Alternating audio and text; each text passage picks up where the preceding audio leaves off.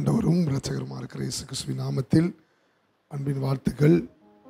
இந்த ஆலயத்துக்கு வந்திருக்கிற ஒவ்வொரு குடும்பருக்காய் நண்பர்களுக்காய் இயேசுவின் நாமத்தில் வாழ்த்துக்களை சொல்லிக் கொள்கிறேன். இல்லையா? என் பேர் அருள்வேல், எங்கள் அம்மா பேர் விஜயலட்சுமி. எங்கள் குடும்பத்தில் 5 பிள்ளைங்க. எங்கள் வீட்டில் நடந்த பிரச்சனை காரணமாக என்னுடைய தகப்பனார் மருந்தை குடிக்க போய் முழு குடும்பமாக தற்கொலை பண்ணி சாகிறதுக்கு நாங்கள் ஆயத்தமாக இருந்தோம். என்னுடைய தகப்பனாரே வந்து எல்லாருக்கும் மருந்து பாட்டில் வாங்கிட்டு வரேன், குடிச்சிட்டு செத்துருவோம் அப்படின்னு சொல்லி சொல்லுவார். அப்போ எங்களை ஒரு தாயார் அவங்க வந்து எங்களை கூப்பிட்டாங்க, நான் ஒரு இடத்துக்கு உங்களை கூப்பிட்டு போவேன், வருவீங்களா அப்படின்னாங்க. அப்போ நாங்கள் எல்லா இடமே போயிருக்கோம், நீங்கள் எந்த இடத்துக்கு கூப்பிட்டு போகிறீங்க அப்படின்னாங்க. ஒரு இடத்துக்கு கூப்பிட்டு போவேன், வாங்க, உங்களை அந்த கடவுள் வாழ வைப்பார் அப்படின்னாங்க. எதுக்குன்னு தெரில, எனக்கு இப்படி சொல்லும்படி ஆண்டவர் சொன்னார், அதனால் சொல்கிறேன். இல்லையா? ஆமாம், அந்த அம்மா அவங்க பெரிய பணக்காரங்க. எங்களை 83வது வருடம் ரிச்சாவில் வச்சு எங்கள் வீட்டுக்கும் அந்த மீட்டிங் நடந்த இடத்துக்கும் ஒரு 5-6 கிலோமீட்டர் இருக்கும். அவங்க கூட்டு போய் இப்படி ஒரு கூட்டம், இப்படி கூட்டம் இல்லை, பெரிய கூட்டம். அதில் நாங்கள் உள்ளே போகிறதுக்கு மனசு இல்லாமல் எங்கள் அம்மா எங்கள் அப்பா நாங்கள் குடும்பமாக பின்னாடி போய் உட்காந்துருந்தோம். இப்படி இவங்க கூப்பிட்டுட்டாங்க அப்படின்ட்டு போய் உட்காந்துருந்தோம். திடீர்னு பாருங்கள், அந்த ஒரு கம்பு முன்னாடி டீப் லைட்டு முன்னாடி உட்காந்துருக்கும் போது அங்கே வந்த ஊழியர், மறைந்த பரிசுத்தவான் டிஜிஎஸ் தினகரன் ஐயா, அவங்க திடீர்னு வந்து எங்கள் அம்மா பேர் கிறிஸ்தவ பேர்லாம் கிடையாது, இந்த கம்புக்கு பக்கத்தில் இருக்கிற விஜயலட்சுமி, குடும்பமாக தற்கொலை பண்ணி சாகணும்னு எங்கள் விஜயலட்சுமி, உன்னையும் உன் குடும்பத்தையும் உன் பிள்ளைகளையும் ஆண்டவர் கடவுள் தூக்கி நிலை நிறுத்துவார் அப்படின்னாங்க. எங்களுக்கெல்லாம் திக்குன்னு ஆயிடுச்சு. கிறிஸ்தவ பேர்னா வாயில் வரும், சூச, அந்தோணி, மாரியால் வார்த்தை. விஜயலட்சுமி, சண்முக பெருமாள்லாம் எப்படி வார்த்தை வரும்? நீ தான் அந்த இத்தனா நம்பருடைய அந்த கம்பில் உட்காந்துருக்க நீ தான். நீ சாக வேண்டாம், சாக போகிற அநேக குடும்பத்தை கடவுள் உன்னை வாழ வைக்க போகிறார் அப்படின்னா. இல்லையா? ஆமாம், அன்னைக்கு இந்த கடவுள் இயேசுவை நாங்கள் பிடித்தோம். இன்றைக்கி உண்மைக்குமே அநேக சாகிற குடும்பங்களுக்கு எங்கள் குடும்பத்தை ஆண்டவர் ஆசீர்வாதம் வச்சுருக்கிறார். வேதனை எதுவாக இருந்தாலும் ஒரு தீர்வு இருக்குது, அந்த தீர்வை நீங்கள் பிடித்துக் கொள்ளுங்கள். இல்லையா? கண்களை மூடி ஜெபிப்போம். மகா பரிசுத்தமும் கிருபையும் இரக்கம் நல்ல ஆண்டவரே, எங்களோடு பேசும். இயேசுவின் நாமத்தில் ஜெபிக்கிறோம் நல்ல பிதாவே, ஆமென். அல்லேலூயா. ஓசியா 14:4-5 வேகமாக படிங்க. ஓசியா 14. நான் அவர்கள் சீர்கேட்டை குணமாக்குவேன், அவர்களை மனப்பூர்வமாய் சிநேகிப்பேன், என் கோபம் அவர்களை விட்டு நீங்கிற்று. எல்லாரும் வாய் தந்து சொல்லுங்க. நான் இஸ்ரவேலுக்கு பனியை போல் இருப்பேன், அவன் லீலி புஷ்பத்தை போல் மலருவான், லீபனோன் போல் வேரூன்றி நிற்பான். இந்த 4ஆம் வசனம் முதல் 7வது வசனம் வரைக்கும் ஆண்டவர் 5 விஷயங்களை திருவலம் பற்றுகிறார். ஆண்டவர் சொல்லுகிறார் எனக்கும் உங்களுக்கும். ஆமாம், நான் இஸ்ரவேலுக்கு பனியை போல் இருப்பேன். சொல்லுங்க. முதல் காரியம் பனி, வேகமாக சொல்லுங்க, பனி. ஆமாம். 2வது காரியம் சொல்கிறார், அவனுடைய வாழ்க்கை முடிஞ்சு போகாது, அவனுடைய வாழ்க்கை மலரும். சொல்லுங்க, அவனுடைய வாழ்க்கை மலரும். 3வது சொல்கிறார், அவன் எப்படி இருப்பான்னா, ஏதாவது காற்றுக்கு மழைக்கு வெயிலுக்கெல்லாம் அவன் ஒடிஞ்சியோ தடுமாறியோ பிரச்சனை வரும்போதெல்லாம் அவன் கலங்கியோ இருக்க மாட்டான், அவன் வேரூன்றி நிற்பான். 4வது ஆண்டவர் சொல்கிறார், அவன் ஒலிவ மரத்தை போல அவனும் அவன் குடும்பமும் வாசனை வீசுவாங்க. 5வது ஆண்டவர் சொல்கிறார், நான் ஒரு திராட்சை செடி, அவனையும் திராட்சை செடியை போல நான் மகிழ்விப்பேன் என்று சொல்லுகிறார். அல்லேலூயா. ஆண்டவர் கடவுள் எல்லாருக்கும் ஆதரவாக இருப்பது இல்லை. பனி என்றால் 3 விதமான அர்த்தத்தோடு வேதம் சொல்லுகிறது. ஆவிக்குரிய அர்த்தம் பனி. சொல்லுங்க. பனினா ஆதரவு என்ற அர்த்தம். ஏசாயா புஸ்தகம் 31:5 வாசிக்கிறோம், பறந்து காக்கும் பட்சியை போல் கர்த்தர் எருசலேமின் மேல் ஆதரவாக இருப்பார். தாவீது சொல்றான், சத்துரு என்ன கீழே விழும்படி தள்ளினான், ஆனால் கர்த்தரோ எனக்கு ஆதரவாக இருந்தார். இந்த உலகத்தில் எவனாலும் நம்மளை எதுக்கலாங்க, நம்ம தப்பிச்சு போயிடலாம். ஆனால் கடவுள் எனக்கும் உங்களுக்கும் ஆதரவாக இருந்தால், திரும்ப சொல்கிறேன், எவனால் நம்மளை எதுக்கலாம், நம்ம தப்பிச்சு போயிடலாம். கடவுள் நம்ம பக்கம் இருந்தா. கடவுள் நம்ம பக்கம் இல்லாமல் எனக்கு அவனை தெரியும் இவனை தெரியும், அவன் என் பக்கம் இவன் என் பக்கம்னீங்கன்னா நீங்களும் நானும் சில காலங்களுக்குள்ள தப்பிச்சு போக முடியாமல் மாட்டிடுவோம். அல்லேலூயா சொல்லுங்கள். எல்லாருக்கும் கடவுள் ஆதரவாக இருக்குல்ல. பைபிளில் அழகாக போட்டிருக்கு, வேகமாக குறித்து மட்டும் வச்சுக்கோங்க. அதே ஓசியா புஸ்தகம் 5:14 போட்டிருக்கு, எப்பிராயிமுக்கு நான் எப்படி இருப்பேன் அப்படின்னா சிங்கத்தை போல இருப்பேன். சொல்லுங்கள். இப்போ நம்ம இங்கேருந்து திருநெல்வேலி போகணும் நம்ம எல்லாரும். இப்போ நைட்டு போகும்போது ரோடு இருந்தால் காரு போயிடும். இந்த அப்படி வாசலில் போகும்போது இங்கிட்ட ஒரு 35 சிங்கம் படுத்து கிடஞ்சின்னு வைங்க, கார் ஏதாவது போகுமாங்க? புரிஞ்சிட்டா புரியலையா? அப்போ நம்ம வாழ்க்கை பிரயாணப்படணும் அப்படின்னா, நம்ம வாழ்க்கை பயணப்படணும்னா, நம்ம இங்கேருந்து இன்னொரு இடத்துக்கு போகணும் அப்படின்னா நமக்கு இந்த ரோடு கிளியராக இருக்கணும். சொல்லுங்கள். இந்த ரோடு கிளியராக தான் நம்மளால் போக முடியும். அப்போ இங்கே சொல்கிறார், எப்பிராயிமுக்கு நான் ஆதரவாக இருக்க மாட்டேன், நான் சாதகமாக இருக்க மாட்டேன், நான் சிங்கம் போல இருப்பேன். ஒரு அரை அடி எடுத்து வைப்போமாங்க சிங்கம் இருந்தா? சொல்லுங்க. நான் ரவுடி, நான் 10 பேர் வந்தாலும் எங்க போக பார்ப்போம். ஏங்க நம்ம சாயலாய் படைக்கப்பட்ட மனுஷன்ட்ட போய் எதுக்குங்க நம்ம வீராப்பெல்லாம் காட்டிக்கிட்டு இருக்கோம்? அல்லேலூயா. அவன் நம்ம சகோதரங்க, நம்ம குடும்பம், நம்ம மக்கள். எப்பிராயிமே உனக்கு நான் ஆதரவாகவே இருக்க மாட்டேன், உனக்கு நான் எதிர்த்தே நிற்பேன். சொல்லுங்க. சிங்கம் போல நிற்பேன். சொல்லுங்க. அடுத்து இன்னொன்று சொல்றாரு, யாக்கோபு 4:6 தாழ்மை உள்ளவர்களுக்கு கர்த்தர் கிருபை அளிக்கிறாராம், பெருமை எவனுக்குள்ள இருக்குதோ அவனுக்கு ஆண்டவர் எதிர்த்து நின்றுவாராம். சொல்லுங்க. பெருமை எவனுக்குள்ள இருக்கோ. அப்ப இங்க ஆண்டவர் என்ன கொண்டு வர்றார்? இஸ்ரவேலுக்கு நான் பனியை போல் இருப்பேன். அல்லேலூயா. என்னையும் உங்களையும் ஆண்டவர் எப்படி தெரியுமா பார்க்கிறார்? நீ இஸ்ரவேலாய் மாறணும். சொல்லுங்க. நீ இஸ்ரவேலாய், சொல்லுங்க, நீ இஸ்ரவேலாய் நீ மாறணும். யாக்கோபா நீ இருந்தன்னா உனக்கு நான் பனியை போல இருக்கவே மாட்டேன்.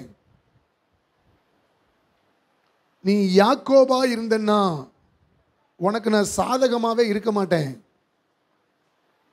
ஏசா கூட பிறந்த அண்ணன் தம்பியை கொல்ல வரல, அவன் சமாதானம் பேச, நலம் புல விசாரிக்க தான் வர்றான்.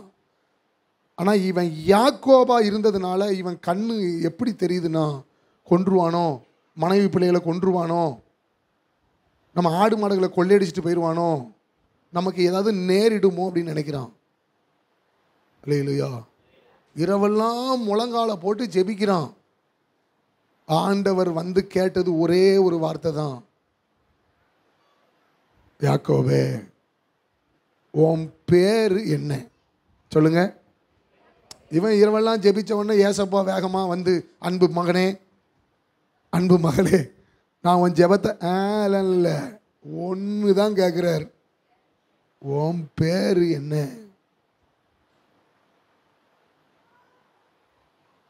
உன் பேரு என்ன? கரெக்டாக மரண பயத்தில் மாட்டிக்கிட்டான். கடவுள்கிட்ட மறைக்காம உண்மையை சொன்னதுனால என் பேரு யாக்கோபு ஆண்டவரே. சொல்லுங்க. என் பேரு, சொல்லுங்க. பைபிள் அழகாக போட்டிருங்க, தன் பாவங்களை மறைக்கிறவன். இந்த சரீரம் அழுக்குக்கு, இந்த சரீரத்தினுடைய துர்நாற்றத்துக்கு நீங்கள் சோப்பை போட்டு சென்ட் அடிச்சுட்டு ஊரை ஏமாற்றலாம்.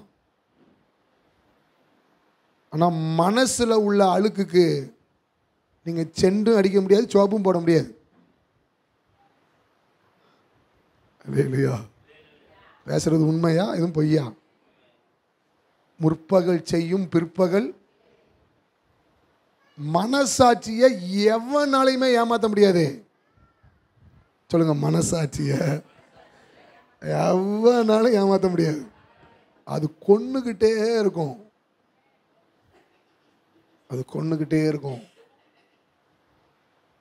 இந்த மனசாட்சியை சுத்தமாக்குவதற்கு, மனசுல உள்ள அழுக்கை மாற்றுவதற்கு பாவமில்லாத இயேசுவின் ரத்தம் எனக்காக உங்களுக்காக என்னைக்கோ சிந்தப்பட்டுச்சு.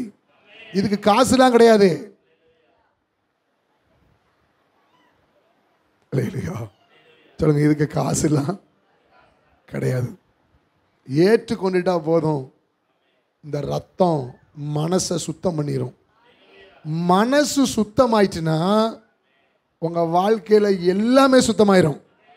சொல்லுங்க, மனசு சுத்தமாயிட்டுனா. சொல்லுங்க, மனசு சுத்தமாயிட்டுனா. ரத்தம் சிந்துதல் இல்லாமல் பாவ மன்னிப்பில்லை. ரத்தம் சிந்துதல் இல்லாமல் பாவ மன்னிப்பில்லை. இயேசு ராஜா நாமம் இல்லாமல் ரட்சிப்பும் இல்லை. நம்ம இயேசு ராஜா நாமம் இல்லாமல் ரட்சிப்பும் இல்லை. பாவ மன்னிப்பின் நிச்சயத்தை பெற்றுக்கொள்ள வேண்டும். பரலோகத்தில் ஓரிடம் இயேசு தருகிறார், இயேசு தருகிறார். அதற்காகத்தான் சிலுவையிலே ரத்தம் சிந்தினார். அதற்காகத்தான் சிலுவையிலே. நமக்கு ஏன் தெரியுமா ஆண்டவர் சாதகமாவே இருக்க மாட்டேங்கார்? நம்ம எப்ராயிம் போல இருக்கிறோம். நம்ம பெருமை நிறைஞ்சவங்களா இருக்கிறோம். ஆண்டவர் சொல்றார், நீ யாக்கோபா இருந்துட்டு நான் எப்படி உனக்கு பணியை போல இருப்பேன். சொல்லுங்க, யாக்கோபா இருந்துட்டு. இந்த வசனத்தை கவனமாக கவனிங்க. ஏசாயா 27 போட்டிருக்கு, வாசிக்க வேண்டாம். ஆமா, யாக்கோபு வேர் பற்றி. சொல்லுங்க, வேர் பற்றி. நீங்கள் அதை தவறாக புரிந்து கொள்ளக்கூடாது. அது யாக்கோபுங்கிறது நம்ம மாம்ச மனுஷன். இந்த மனுஷன் மண்ணுக்குள்ள போயிட்டானா இஸ்ரவேல் மனுஷன் வெளியே வந்தா பூத்து குலுங்குவான். சொல்லுங்க, யாக்கோபு மனுஷன் மண்ணுக்குள்ள போகாம இஸ்ரவேலுங்கிற மனுஷன் பூத்து காய்த்து பூமி அப்படின்னு பூக்கவே இல்லை, எப்படி வருவான்? யாக்கோபே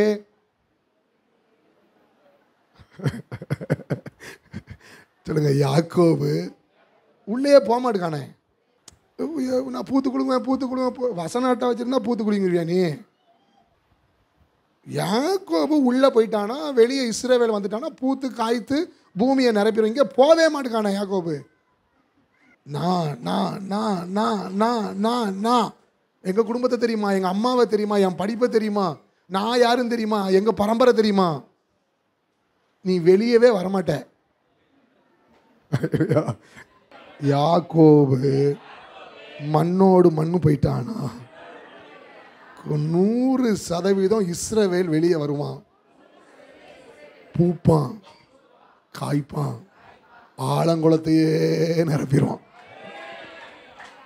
அல்லேலூயா. பார்த்தீங்களா? பனி என்ற வார்த்தைக்கு 3 ஆவிக்குரிய அர்த்தம். வேகமாக சொல்கிறேன். முதல் அர்த்தம், ஆண்டவர் உங்களுக்கு ஆதரவாக இருந்தால், ஆண்டவர் உங்களுக்கு பனியை போல் இருந்தால், யாக்கோபு மனுஷன் மண்ணுக்குள்ள போற அனுபவம் இருந்தால் உங்களுக்கு ஆண்டவர் உபதேசம் கற்றுக் கொடுப்பார். வேகமாக சொல்லுங்க, ஆண்டவர் உபதேசம் கற்றுக் கொடுப்பார். பிரசங்கம் வேறுங்க, உபதேசம் வேறு. இயேசு நல்லவர், இயேசு அற்புதம் செய்வார், இயேசு அதிசயம் செய்வார், இயேசு கண்ணீரை துடைப்பார், இயேசு எல்லாத்தையும் செய்வார். பிரசங்கம், இயேசு சீக்கிரம் வரப்போறார். எனக்கும் உங்களுக்கும் மரணம் இல்லாத ஒரு வாழ்க்கையை தரப்போறார். இந்த இந்த சரீரம் மறுரூபமாகி கடவுளுடைய சரீரமாய் கடவுளுடைய சாயலை நான் தரித்து கொள்ள போறேன். அல்லேலூயா. தூசி இல்லாத, ஆக்சிடென்ட் இல்லாத, கண்ணீர் இல்லாத, கோல் இல்லாத, பசி இல்லாத, பட்டினி இல்லாத ஒரு பெரிய உலகம் எனக்காக உங்களுக்காக ஆண்டவர் கட்டி கொண்டிருக்கிறார். இதுதான் உபதேசம். சொல்லுங்க, இதுதான் உபதேசம். அதான் அழகா பாஸ் சொன்னாங்க, என் பிள்ளைகளே, என் வாயின் வார்த்தைக்கு என் வாயை ஊமைகளான செய்வேன். உபதேசம். சொல்லுங்க, நீங்கள் பைபிளை மாற்றி மாற்றி மாற்றி பாருங்கங்க. ஆண்டவர் பிரசங்கம் பண்ணினாருங்கிற வார்த்தை கம்மியாக இருக்கும். ஆண்டவர் உபதேசிக்க தொடங்கிய விதமாவது, அவர் உபதேசித்த விதமாவது. சொல்லுங்க, பணி என்ற வார்த்தைக்கு முதல் ஆவிக்குரிய அர்த்தம் உபதேசம் கற்றுக்கொள்ளுதல் அல்லது உபதேசம் வெளிப்படுதல் என்று அர்த்தம். நம்ம வசன ஆதாரம் உவாமத்தின் புஸ்தகம் 32வது அதிகாரம் 1 முதல் 4 வரைக்கும் வாசிக்க வேண்டாம். பவுல் இதைத்தான் சொல்றார் 1 கொரிந்தியர் புஸ்தகத்தில்.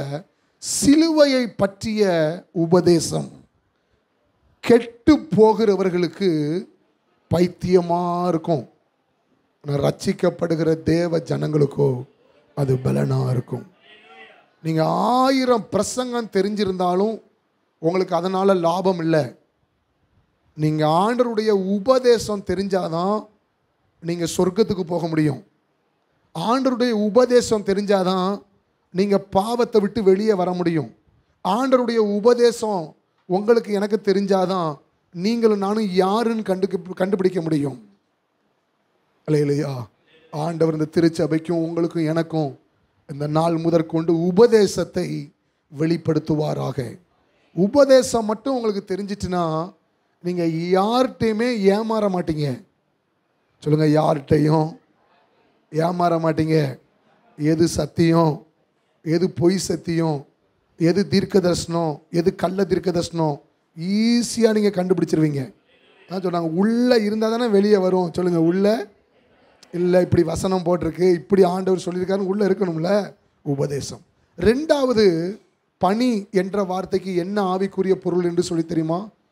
ஜீவன், ஆசீர்வாதம். வேகமாக சொல்லுங்க, ஜீவன், ஆசீர்வாதம். சிலருக்கு நல்ல ஆசீர்வாதம் இருக்கும், வீடு, வாசல், சொத்து, சுகம் எல்லாமே இருக்கும். ஆனால் ஜீவன் இருக்காது. என்ன இருக்காது? சொல்லுங்க, என்ன இருக்காது? ஜீவன் இருக்காது. மனுஷனை ஆண்டவர் மிருகங்களை போல, பட்சிகளை போல, பறவைகளை போல படைக்கலை.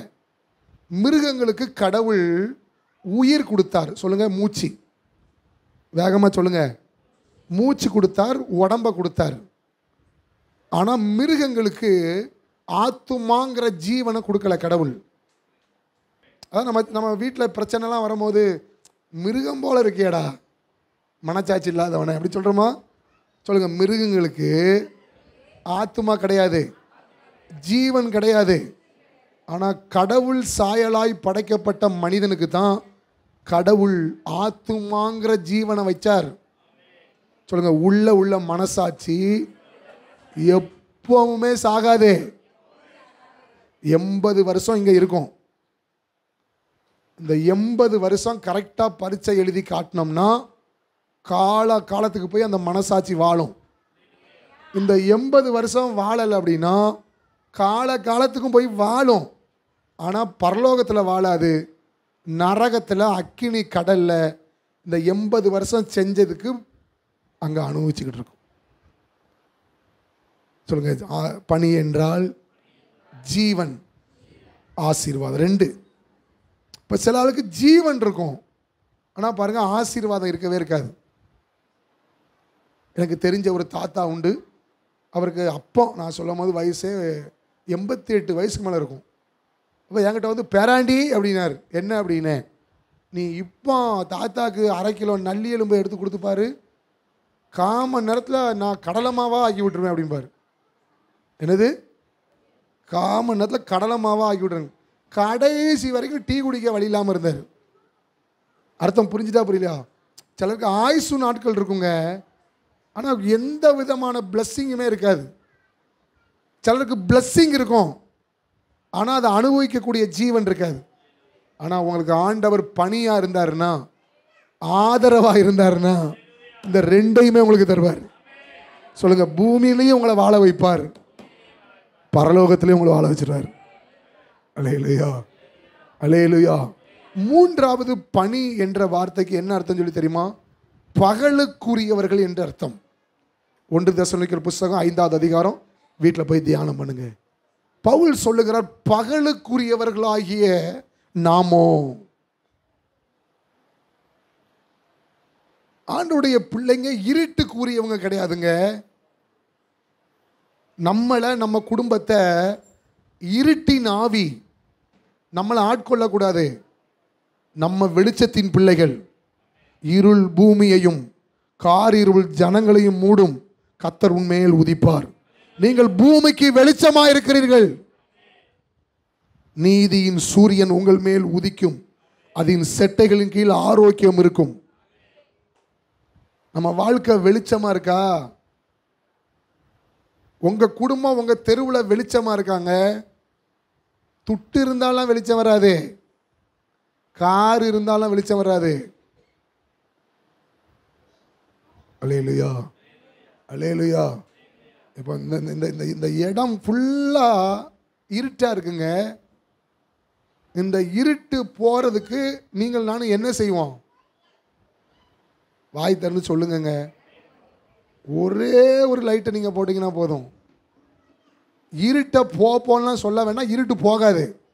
சொல்லுங்க, இருட்டுக்கிட்ட போய் இருட்டே போ என் பிள்ளையை பிடிச்ச சனியனை, அது எப்படி போகும்? அல்லேலூயா. சொல்லுங்க, போட வேண்டியதை போட்டீங்கன்னா இருட்டுக்கு வேலை இருக்காது. வர வேண்டிய தெய்வம் பரமேஸ்வரன் உங்க இருதயத்தில் உதிப்பாரானால், உங்க மனதில், உங்க வீட்டில், எல்லைகளில் இருக்கிற இருள் தன்னால விலகி போயிடும். இல்லையா? ஆண்டவர் சொல்றார், மகனே உன் இருதயத்தை எனக்கு தா. எவ்வளவு உழைச்சாலும் நிம்மதியாங்க இருக்கு. எனக்கு குடிக்கிற அண்ணமாரை ரொம்ப பிடிக்கும் உங்களை விட. இல்லையா? எனக்கு குடிக்கிற அண்ணமாரு எனக்கு ரொம்ப ஃப்ரெண்டாகவும் இருக்கிறாங்க. ஆமாம், அவங்க குடிச்சிட்டாங்கன்னு வைங்களேன், நம்ம போய் மாப்பிள்ளை எனக்கு ஒரு 5000 ரூபா கஷ்டமாக இருக்குன்னா வீட்டில் போய் செயினை தூக்கிட்டு வந்து தந்துடுவான். நல்ல இருதயம் படைச்சவங்களா இருப்பாங்க. பார்த்துருக்கீங்களா பார்க்கலையாங்க? ஆனால் எனக்கு தெரியுங்க, அவன் குடிச்சிட்டானோன்னு என்ன கேட்டாலும் சரி, மாப்பிள்ளை பசிக்கு மாப்பிள்ளை என்ன கேள்வி, நீ வா நான் உனக்கு பிரியாணி வாங்கி தரேன் அப்படிமா. அப்போ நான் அவங்கள்ட்ட போய் கேட்டேன், ஏன்னா நல்ல மனசாக இருக்குது உங்களுக்கு, ஏன் குடிக்கிங்கன்னு. 90% பேர் சொன்ன பதில் என்ன தெரியுமா? அருள், எல்லாமே இருக்கு, நிம்மதி இல்லை. என்ன இல்லை? குடிக்கணும்லாம் நாங்கள் குடிக்கல அருள், எங்களுக்கு இது தப்புன்னு தெரியும், இது தீமைன்னு தெரியும். எங்க மனசுல சந்தோஷமே இல்லை. அல்லேலூயா. அதான் இயேசு வந்து ஒரு வார்த்தை சொல்றாரு, நீ தேடும் நிம்மதி இயேசு தருகிறார். நீ தேடும் நிம்மதி இயேசு தருகிறார். நீ நாடும் விடுதலை அவரிடம் உண்டு. நீ நாடும் விடுதலை அவரிடம் உண்டு. துன்பமா துயரமா அது தண்ணீர் பட்ட உடை போன்றதம்மா. துன்பமா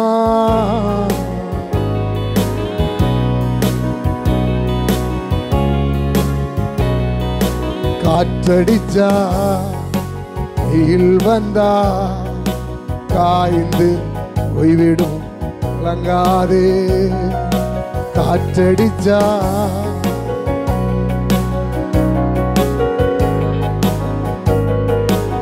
கலங்காதே. இயேசுதான் நீதியின் கதிரவன், அவர் உனக்காக உதயமானார். இயேசுதான் நீதியின், அவர் எனக்காக உதயமானார். நம்பி வா, வெளிச்சம் தேடி வா, நம்பி வா. துக்க நாட்கள் இன்றோடு முடிந்தது, துக்க நாட்கள் இன்றோடு. அல்லேலூயா. பல ஆண்டுகள் எங்க அப்பா பேர் சண்முக பெருமாள். மூட்டைப்பூச்சி மருந்தை கையில் வாங்கி வீட்டில் கொண்டு வந்து வச்சுட்டு செத்துருவேன் செத்துருவேன் செத்துருவேன் செத்துருவேன் பார். எங்கெங்கேயோ போய் பார்த்தோங்க. எல்லாமும் சொன்ன ஒரே பதில் என்ன தெரியுமா? அல்லேலூயா. அவர் ஜாதகத்தை கொண்டு வா, நாங்கள் ஆர்வமாக போவோம். போய் ஜாதகம் அமைச்சா உங்கள் அப்பனுக்கு சனி பிடிச்சிருக்கு அப்படின்னு. சனி பிடிச்சிருக்கு தானே ஓன்ட்ட வந்தோம். எங்க தடுமும் பிடிச்சிருக்கு, காய்ச்சல் அடிக்கு. நம்ம டாக்டர்கிட்ட போகிறோம். அவன் உடனே நம்மளை பார்த்துட்டு உனக்கு ரொம்ப சளி பிடிச்சிருக்கு, காய்ச்சல் கிறுக்கு பையில, எங்கள் சளியையும் காய்ச்சலையும் நீக்கிறது தானே ஓன்ட்ட வந்தோம். புரியலையோ? புரியல. போன இடத்துல நாங்கள் எல்லா இடத்துலையும் சொன்ன ஒரே பதில், அவனுக்கு 7.5 நாட்டம் சனி பிடிச்சிருக்கு, இந்த சுக்கிரக்காரங்க இப்படி வரமாட்டேங்கன்னு. சின்ன பையன் எங்கள் தாத்தாட்ட கேட்பேன். எங்கள் தாத்தா மகாலிங்கம் அவர் பேர். நீ ஒரு கிறுக்கன், நீ கூட்டு போகிறவங்க ஒரு கிறுக்கன் அப்படிமே. இல்லையா? சும்மா இல்லாமல் இவன்கிட்ட வந்து 100 ரூபாயை கொடுத்துட்டு அவன் சொன்னது தானே இவனும் சொல்கிறான் அப்படின்ட்டு இன்னொன்று சொல்லுவாங்க. உங்கள் வீட்டில் ஏதாவது ஒன்று நடந்துடும். என்னது சொல்லுங்க? அல்லேலூயா. ஒரே ஒரு இடத்துக்கு போனோம் பாருங்க, ஒரே ஒரு பதில் வந்தது. அல்லேலூயா. நீ தேடும் நிம்மதி. என் பேரன் இப்படி கேட்காம போகிறவன் புள்ள சனி பிடிச்சிருக்கேன் சனி பிடிச்சிருக்கேன்னு சொல்கிறானு. உடனே நீ கேளு தாத்தா அப்படின்னு. உடனே அவர் சொல்கிறாரு, என் குடும்பத்திலே இப்படி சனி பிடிச்சி தான் இருக்கேன், நானே என்ன செய்ய தெரியாமல் இருக்கேன் அப்படின்னா. என் குடும்பத்துலேயும் ஒருத்தன் சாக போகிறேன்ட்டே இருக்கான். அப்போ நீ டூப்ளிகேட் டாக்டரு. சொல்லு, நீ டூப்ளிகேட் டாக்டரு. என்ன நோயும் கண்டுபிடிக்கணும்ல, கண்டுபிடிச்சி அந்த காய்ச்சலை சுகமாக்கணும்ல, அவன் கொடுக்குற மருந்து நமக்கு சுகமாகணும்ல. எனக்கு 2 வயசாக இருக்கும் போது சாக போகிறேன்னு சொன்ன என் தகப்பனார் இப்போ 80 வயசை தாண்டி என் வீட்டில் உட்காந்துருக்கிறார். சுவாசியக்காரன் சொன்னதெல்லாம் பொய்யாயிட்டு, சடு குடுக்கக்காரன் சொன்னதெல்லாம் பொய்யாயிட்டு, சொந்த பந்தம் சொன்னதெல்லாம் பொய்யாயிட்டு, இயேசு சொன்னது எங்கள் வாழ்க்கையில் மெய்யாயிட்டு. சொல்லுங்க, சாகிறவனுடைய சாவை கடவுளாகிய இயேசு விரும்புகிறது இல்லை. நம்ம வாழ்க்கையில் வெளிச்சம் இருக்கா? வெளிச்சம்லாம் வராது, கடையிலெல்லாம் போய் நீங்கள் வாங்க முடியாது. அல்லேலூயா. சொல்லுங்க, இந்த வெளிச்சத்தை நீங்கள் எங்கே போனாலும் வாங்க முடியாது, துட்டு கொடுத்துலாம் வாங்க முடியாது. வெளிச்சம் கர்த்தராகிய இயேசு கிறிஸ்து. மனசுக்குள்ள மட்டும் இடம் கொடுத்துட்டிங்கன்னா போதுங்க, இந்த வெளிச்சம் உங்களையும் வெளிச்சமாக்கிரும். இப்போ இந்த ஒரு லைட்டு எரிஞ்சாலே பாருங்க, நம்ம இதில் என்னன்னாலும் செஞ்சிடலாம். அப்போ உங்களை வச்சு உங்கள் குடும்பங்களும் இருட்டில் இருக்காது, வெளிச்சத்துக்கு வந்துடும். சொல்லுங்கள், இருட்டில் இருக்காது, வெளிச்சம். 2வது ஆண்டவர் இங்கே கொண்டு வர்றார், லீலி புஷ்பம். வேகமாக சொல்லுங்கள், லீலி புஷ்பம்.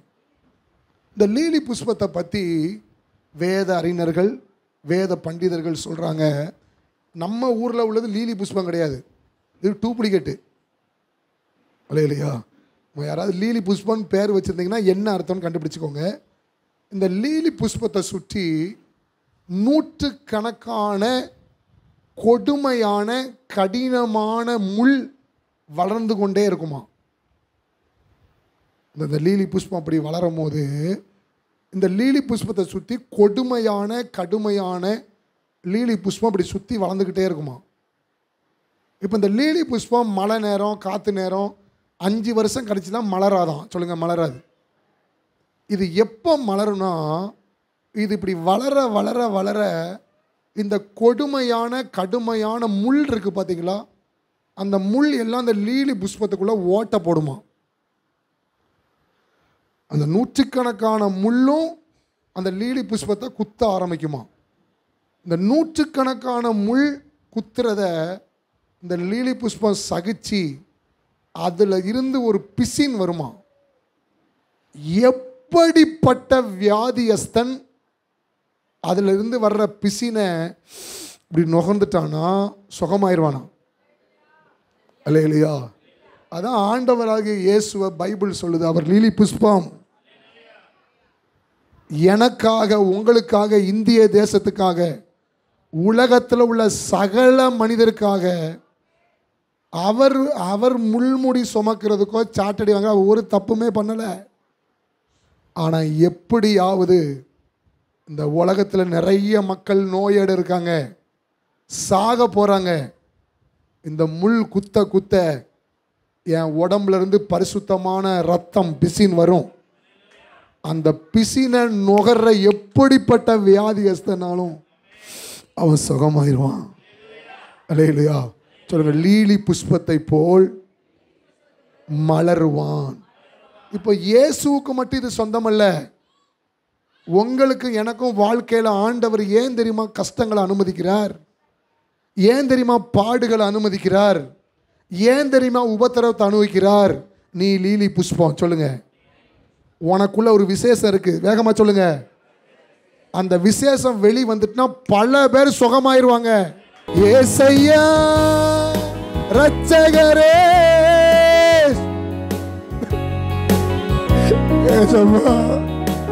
ஏசையா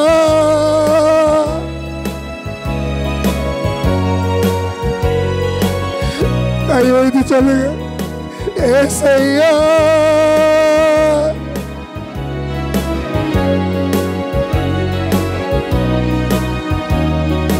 வல்லமையால் சுகமானே, வார்த்தையால் சுகமானே, தழும்புகளால் தயவினால். கை வைத்து சொல்லுங்களேன். என் மகனை கூட்டு வந்திருக்கங்க. 2020 வருஷம் அவன் பிறந்தான். ஜனவரி 22 பிறக்கும் போது ஹார்ட் பீட் இல்லை அவனுக்கு. இப்பவும் வேணா ரெக்கார்ட் இருக்கு, போய் பார்த்துக்கோங்க. மதுரையில் சிந்தாமணி ரோட்டில் ரியோ ஹாஸ்பிட்டல்னு ஒன்று இருக்குது. நீங்கள் சொல்லியே கூட ரெக்கார்டை பார்த்துக்கோங்க. அவன் பேர் கெர்சோம். 2020 ஜனவரி 22. அப்போ அந்த டாக்டர் என்னை பார்த்து கேட்கான், இறந்து போன பையனை எதுக்கு சார் இங்கே கொண்டு வந்திருக்கீங்க? அப்போ நான் சொன்னேன், இவன் 2 வருஷத்துக்கு முந்தையே எனக்கு ஆண்டவர் தரிசனத்தில் கெர்சோம்னு உனக்கு ஒரு மகன் பிறப்பான்னு சொன்னார். ஒருவேளை இவனுக்கு ஹார்ட் பீட் இல்லாமல் இறந்திருந்தாலும் இவனுக்கு உயிர் வரும். சொல்லுங்கள், இவனுக்கு உயிர் வரும். அந்த டாக்டர் என்ன அப்படி மேலே இங்கேயும் பார்த்தார். முழு குடிகாரனாக இருப்பான் போல தெரியுது அப்படின்னு. நான் சொன்னேன், சார் நான் குடிக்கலை சார், நான் ரொம்ப தெளிவாக தான் இருக்கிறேன் அப்படின்னாரு. அப்போ துட்டு நிறைய இருக்கோ வந்துட்டு அப்படின்னாரு. ஏன்ட்ட 10,000 ரூபா கூட கிடையாது. இல்லையா? அப்போ அவர் சொன்னார், அது மெடிக்கல் ரிப்போர்ட்டு படி ஒரு மனிதனை 3 நாள் 72 மணி நேரம் வெனிலேட்டரில் வச்சால், இல்லையா, வச்சால் ஒரு வேளை வரலாம். அதில் குறைஞ்சபட்சம் 3 லட்சம் ஆகும். 72 மணி நேரம் வைக்கிறோம். நீ கும்பிட்ற கடவுள், நீ சொல்கிற கடவுள் ஒரு வேளை இறங்கினார்னா அவனுக்கு ஹார்ட் பீட் வரலாம் அப்படின்னார். இல்லையா? நிலைமை எப்படி இருக்கும் பாருங்க. வச்சிட்டோம். 3 மணிக்கு ஆஸ்பத்திரியில் சேர்த்தோம்.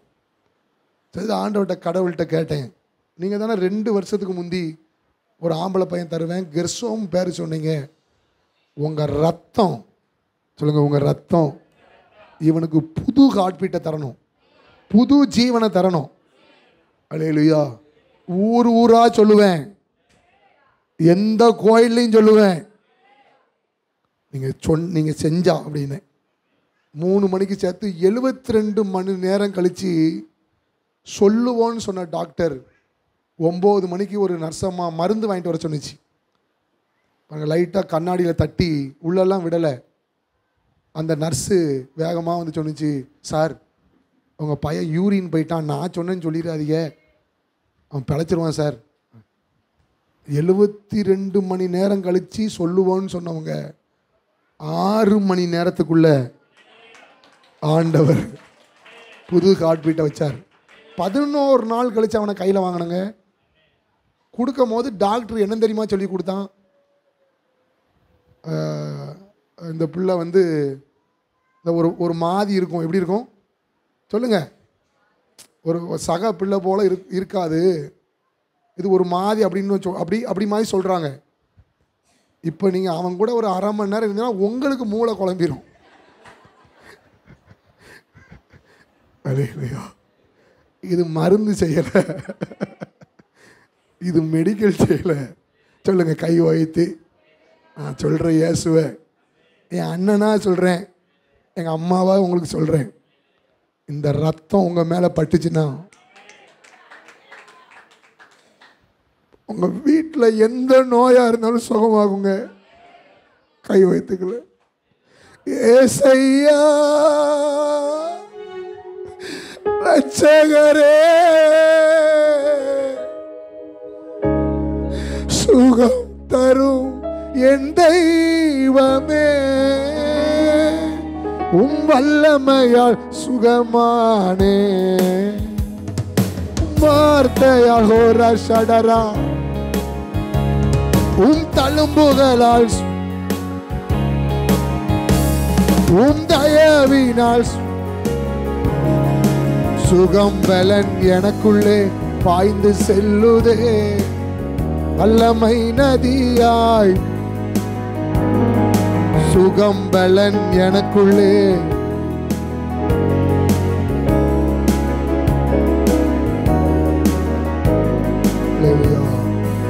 சொல்லுங்க, லீலி புஷ்பத்தை போல் மலருவான். இது வந்து பனிக்காலம், வெயில் காலம், மழை காலம். 5 வருஷம் கழிச்சுன்னா மலரவே மலராது. சொல்லுங்க, முள்ளு சொல்லுங்க, சுற்றி இருக்கிற முள்ளு எந்த அளவுக்கு குடையுதோ, கடவுள் எல்லாருக்கும் கஷ்டத்தை தர்றது இல்லைங்க. கடவுளுக்கு யாரை பிடிக்குமோ சொல்லுங்க, கடவுளுக்கு யாரை பிடிக்குமோ அவங்களுக்கு தான் கஷ்டமே வரும். என்ன என்ன என்ன பிரதர் சொல்றீங்க? நம்ம வாழ்க்கையில் தான் ஆண்டவர் கஷ்டத்தை வைப்பார். இந்த முள்ளு, இந்த பிரச்சனை, பாடுகள் நம்மளை குத்தும் போது நம்மளுக்கு வலிக்கும், புரியாது. எதுக்கு பாடு வருது, எதுக்கு குத்துது, எதுக்கு ஓட்ட போடுதுன்னு நினைப்போம். கொஞ்ச நாள் சகிச்சுக்கிட்டீங்கன்னா உங்களிலிருந்து ஒரு பிசின் வரும், உங்களிலிருந்து ஒன்று வெளியே வரும். சொல்லுங்க, உங்கள் ஏரியா இப்படினாலே சுகமாயிரும். அதான் மார்க் 16:16 சொல்றார், விசுவாசிகளால் நடக்கும் அடையாளங்களானவை. ஆனால் இந்த முள்ளு குத்தும் போது பாருங்க, நம்ம கடவுள்கிட்ட இந்த முள்ளை புல்லாக எரியும், இந்த முள்ளை புல்லாக அருவா வச்சு போட்டு தள்ளும். அவர் சொல்லுவார், உன்னை வச்சு நிறைய பேர் வாழ போகிறாங்க. சொல்லுங்க, உன்னை வச்சு, உன் குடும்பத்தை வச்சு நிறைய நோயாளி சுகமாக போகிறாங்க. சொல்லுங்க, மருந்து இல்லாமல், மாத்திரை இல்லாமல், துட்டு இல்லாமல், வல்லமையால் சுகமானே, வார்த்தையால் சுகமானே, தழும்புகளால் தயவினால் சுகமானே. இப்போ ஏன் மலராம இருக்கீங்கன்னு தெரியுதா? சொல்லுங்க, எல்லாரும் வாய் தர சொல்லுங்க, ஏன் நான் மலராம இருக்குன்னு தெரியுது? நான் மாற்றி ஜெபம் பண்ணிட்டேன். சொல்லுங்க, முள்ளை ஒடியும். சொல்லுங்க, முள்ளை ஒடியும், முள்ளை எரியும். என்னை தப்பு தப்பாக பேசுகிறான், அவனுக்கு ஏதாவது நடக்கட்டும்.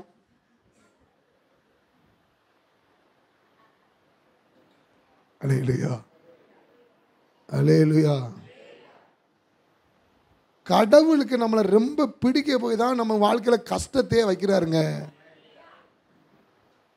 அப்போ கஷ்டம் இல்லாதவன் கடவுளுக்கு பிடிக்காத பிரதர், கண்டிப்பாக பிடிக்காதே. சொல்லுங்க, துன்மார்க்கனுடைய விளக்கு அணைந்து போகும். அல்லேலூயா. 27 வருஷம் சாப்பாட்டுக்கு வழி இல்லாமல் ரோட்டில் அலைஞ்சேன். ட்ரை சைக்கிள் ஓட்டின வேணா, கீரை வித்த வேணா, தெருவா நூற்றுக்கணக்கான முள். கடவுள்கிட்ட கேட்டேன், ஏன் கடவுளே, ஒன்னிலிருந்து ஒரு பிசின் வரும், அதை நுகர்றவெல்லாம் சுகமாமா, நீ இந்த குத்த வாங்கணும். கடவுளுக்கு தெரியாமையாங்க நம்ம வாழ்க்கையில் எதுவும் வந்திருக்கோம். அல்லேலூயா, அல்லேலூயா. ஆமாம், ரோசாப்பூன்னு தலையில் வச்சுட்டு போறீங்க. அது அது மனசுக்குள்ளே அப்படி ஒரு மாதிரி நினச்சின்னு வைங்க, நம்ம இப்படி தான் வாழ்க்கை வாழணுமா? மல்லிகைப்பூ நல்ல செடியில் இருக்குது, அல்லேலூயா. முருங்கைக்காய் நல்ல செடியில் இருக்குது. நம்மளை மட்டும் கடவுள் ஏன் இப்படி சுற்றி சுற்றி அப்படி முள்ளுக்குள்ள வச்சு நல்ல தலையில் மட்டும் வச்சுட்டு போயிடுறது இப்படி? அது எவ்வளோ வலியை தாங்குதுன்னு தெரியுமாங்க? அல்லேலூயா. சொல்லுங்கள், லீலி புஷ்பம் நம்ம மலரணும். சொல்லுங்கள், அது சொல்கிறாங்கங்க. எந்த லீலி புஷ்பத்தில் அந்த அந்த செடியில் இதில் முள் வளராமல் இருக்குதோ, எத்தனை வருஷம் ஆனாலும் சரிதானா அந்த லீலி புஷ்பம் மலரவே மலராதான். அதை மலர வைக்கிறதே இந்த முள் தான். சொல்லுங்கள், அதை வாசனை வீச வைக்கிறது. சொல்லுங்கள், முட்டை பிடிக்காத நபர் யார் இருப்பா? ஒரு ஆள் இருக்க மாட்டாங்கன்னு நினைக்கிறேன். அது மட்டும் நான் முட்டைன்னா நீ உன்னை ரோட்டில் தான் தூக்கி போடணும். சொல்லுங்கள், முட்டை சுவை உள்ளதாக மாறணும்னா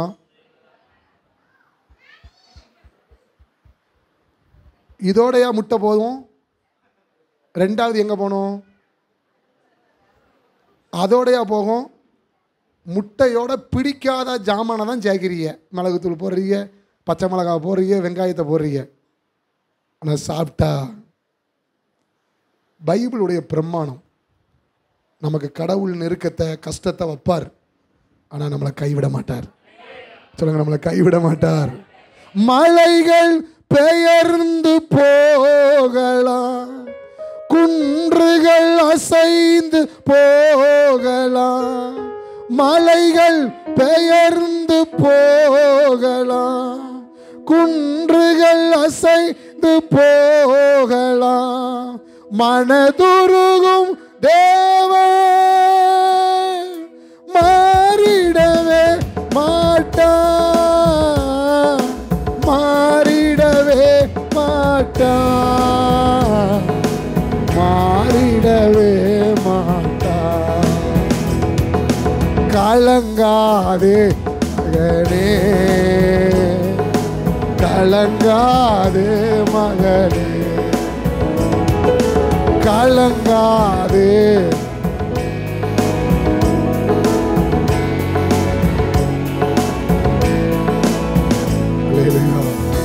மூன்றாவது அங்க ஒன்ன கொண்டு வர்றார், லீபனோன். சொல்லுங்க, லீபனோன்.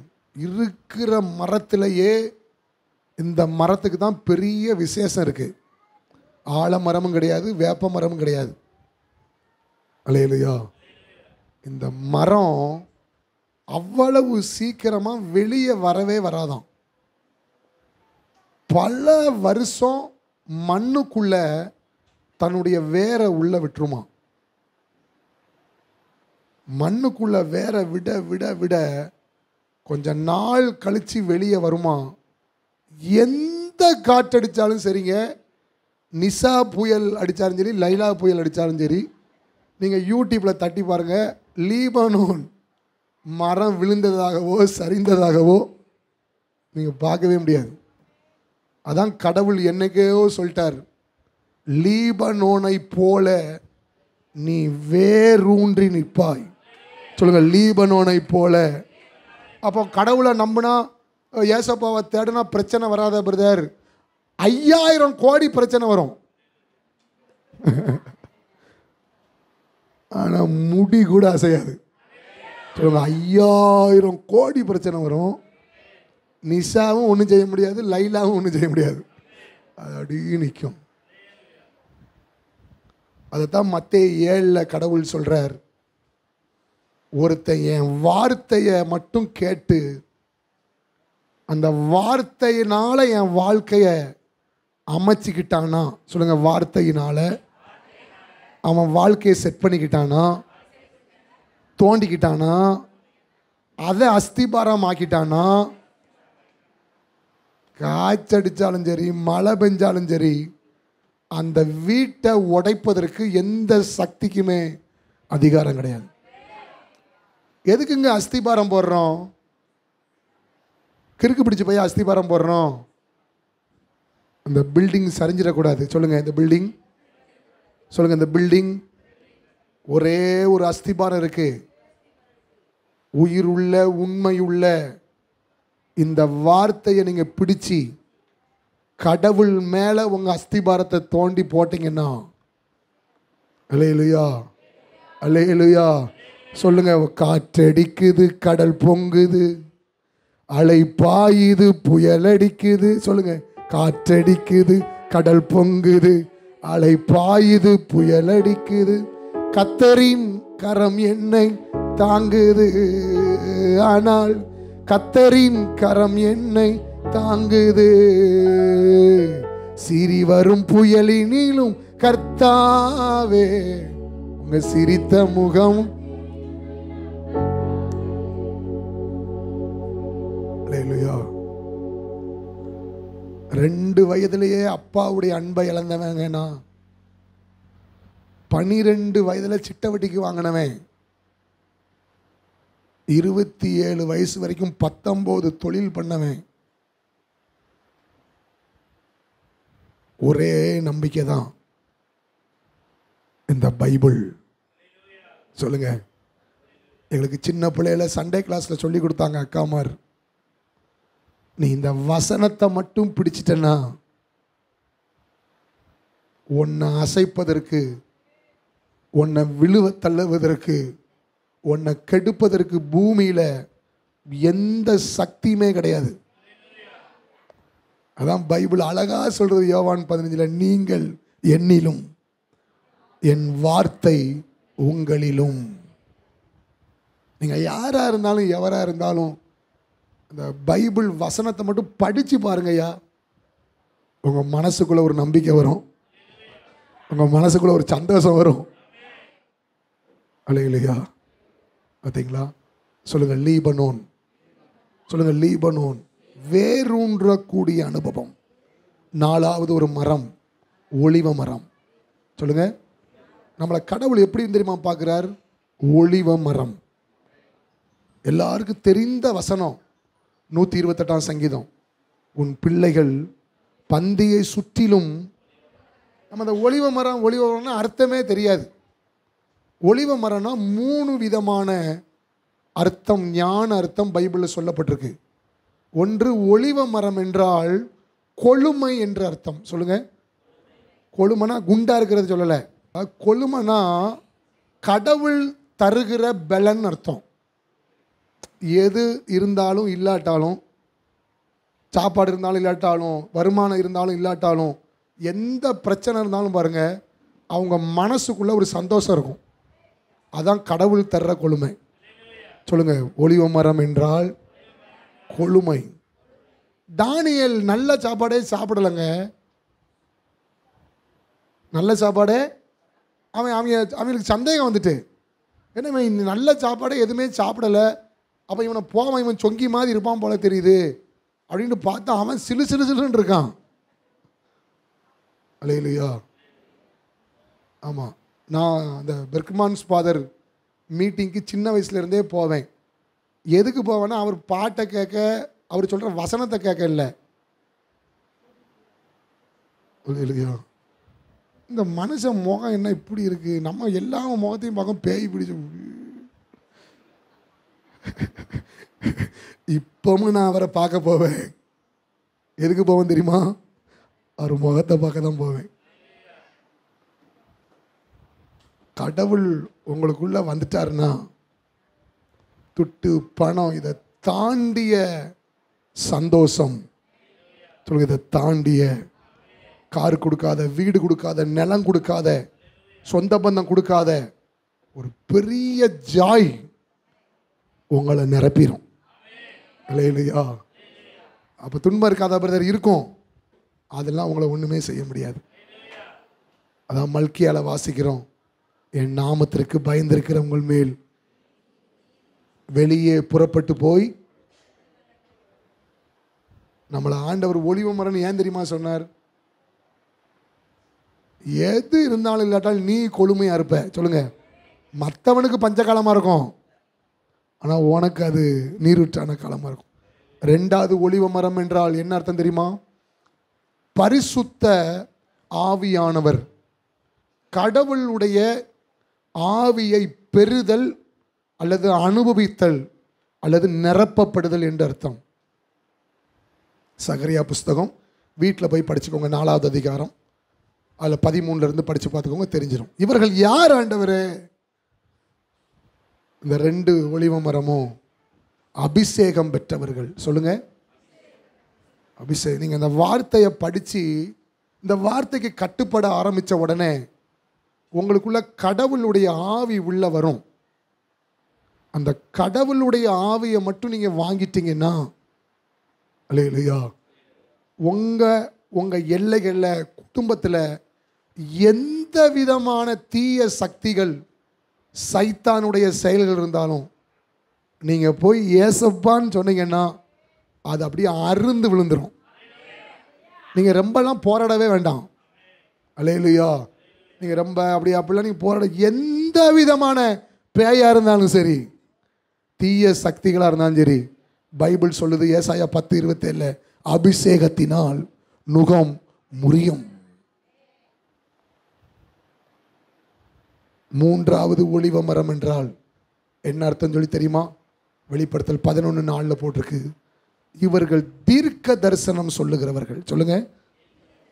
வெளிப்படுத்தல் 19 போட்டிருக்கு, இயேசுவை பற்றிய ஆவி தீர்க்க தரிசனத்தினுடைய ஆவியாக இருக்கிறது. யோவேல் 2 போட்டிருக்கு, மாம்சமான யாவர் மேலே என் ஆவியை ஊற்றுவேன், உடைய குமாரரும் உடைய குமார்த்திகளும் தீர்க்க தரிசனம். அப்போஸ்தலர் 21 போட்டிருக்கு, பிலிப்புக்கு 4 குமார்த்திகள் இருந்தார்கள், 4 பேரும் தீர்க்க தரிசனம் சொல்றார்கள். 2:34 போட்டிருக்கு, உல்தாங்கிற ஒரு தீர்க்கதரிசி இருந்தா ராஜாக்கள் அவனிடத்தில் தீர்க்க தரிசனம் கேட்க வருவாங்க. தீர்க்க தரிசனம்னா என்னங்க? மக்களுக்கு நடக்க போறத சொல்லி அவங்கள நேர் வழியாக நடத்துறது தான் தீர்க்க தரிசனம். உங்களுக்குள்ள இந்த ஆவி வந்துட்டுன்னா, உங்கள் தெருவில், உங்கள் பக்கத்து வீட்டில் ஒரு தீமை நடக்க போகுதுன்னு வைங்களேன், உங்களுக்கு கடவுள் அதை காண்பிப்பார். நீங்கள் போய் அவங்கள காப்பாற்றலாம்.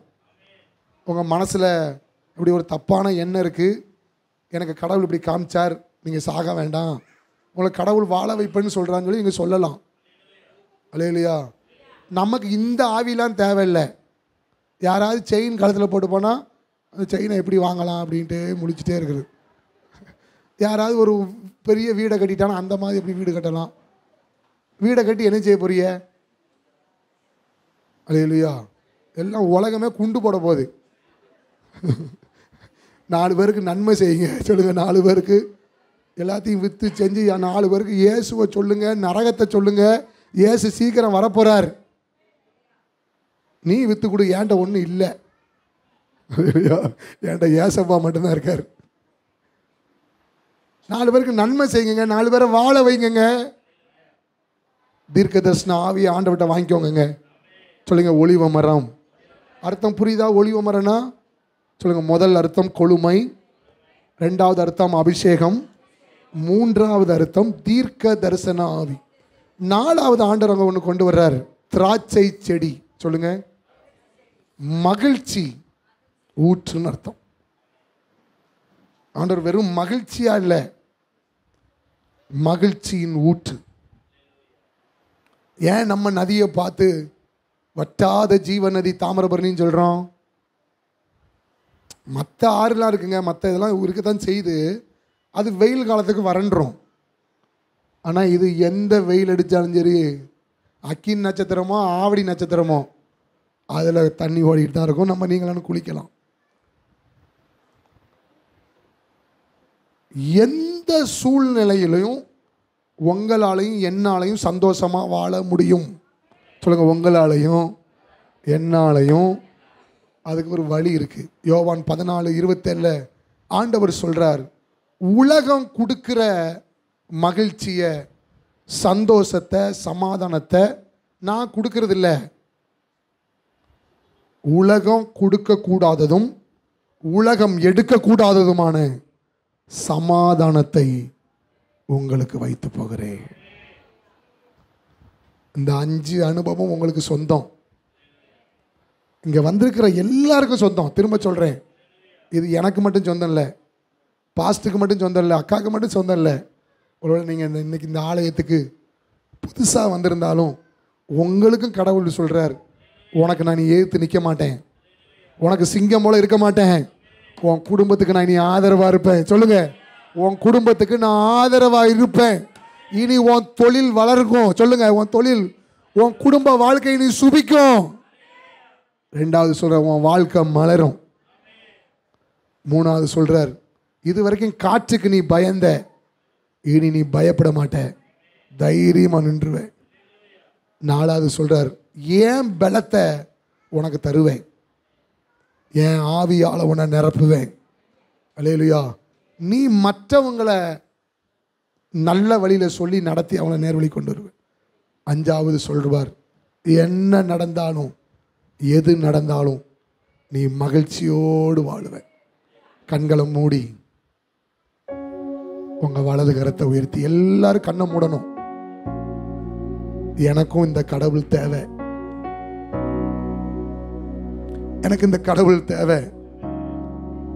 நான் இது வரைக்கும் கடவுள் எதிரியா இருக்காரோன்னு நினைச்சேன், கடவுள் இருக்காரான்னு நினைச்சேன். எனக்கு இப்படிலாம் வார்த்தை கேட்குங்க, அதனால தான் பேசுறேன். கடவுள்னு ஒருத்தன் இருந்தா இதெல்லாம் நடக்குமான்னு கேள்வி கேட்டல. கடவுள் இருக்காருமா, அதாம்மா நீ இன்னைக்கு வந்திருக்க. எங்க குடும்பம் ஒருவேளை இந்த இயேசு கிட்ட வரலன்னா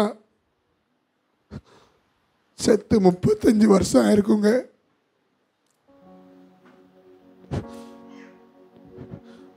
இயேசுதான் எங்களை வாழ வச்சார். அதுக்கு தாங்க கத்துறோம், அதுக்கு தாங்க ஊர் ஊரா போய் சொல்றோம்.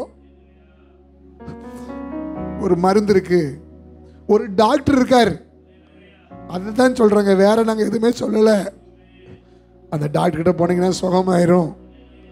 நாங்க போன சுகமாயிட்டுங்க, நீங்க போங்கங்க போங்கன்னு அதாங்க சொல்றோம். இந்த இயேசு எங்களுக்கு வேணும்னே, இந்த இயேசு எங்களுக்கு வேணும் பாஸ்டர். உங்க காலில் விழுந்து கூட கேட்குறோமா, இந்த இயேசுவை பிடிச்சுக்கோங்க, உங்க குடும்பம் வாழும், உங்க பிள்ளைங்க வாழுவாங்க. For prayer contact, Pastor J. J. Kumar, El Shaddai Ministries, 9500252586, Surandai.